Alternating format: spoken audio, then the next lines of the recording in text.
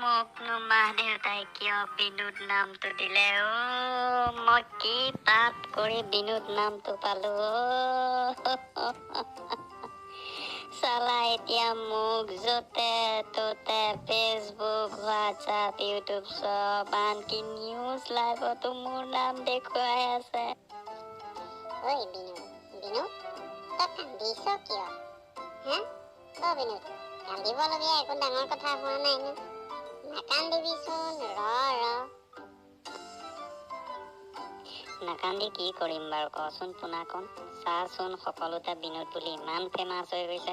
বাৰু এটা ভালো লাগিছে যে বিনোদটো কিন্তু বহুতে আগত থ্ৰেটলিঙো কৰিছে, সেইটো কাৰণে মোৰ বিশেষ বেয়া লাগিছে জানো। আৰু আগতে মই টাইম পাছ কৰিবৰ কাৰণে টিকটকো ব্যৱহাৰ কৰোঁ। এতিয়া টিকটকটো গ'লেই, টিকটক ইমান গাল ফলোৱাৰ্ছ লৈ লৈছিলোঁ ন, ভাবিলেই বেয়া লাগে। ঐ বিনোদ, টিকটকক বাদ দে না, টিকটক এটা চাইনিজ এপ আছিল। ভাৰত চৰকাৰে যি ব্যৱস্থা লৈছে সেয়াতো ভালেই ষ্টেপ লৈছিলে ন। আমি সকলোৱে চাইনিজ বস্তুবোৰ ত্যাগ কৰিব লাগিবনে নাই?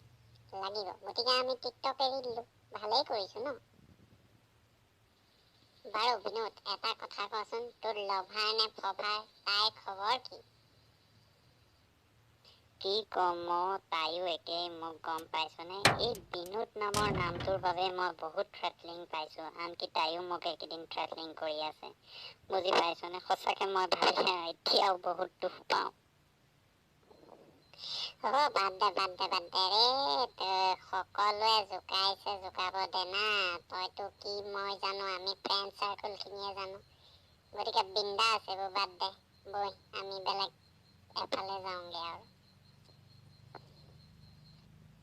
বিনোদ, তই মোক প্ৰতিশ্ৰুতি দে যে তই আৰু এনেকে কান্দি মেলি নাথাক। আমি একেলগে গাওঁ।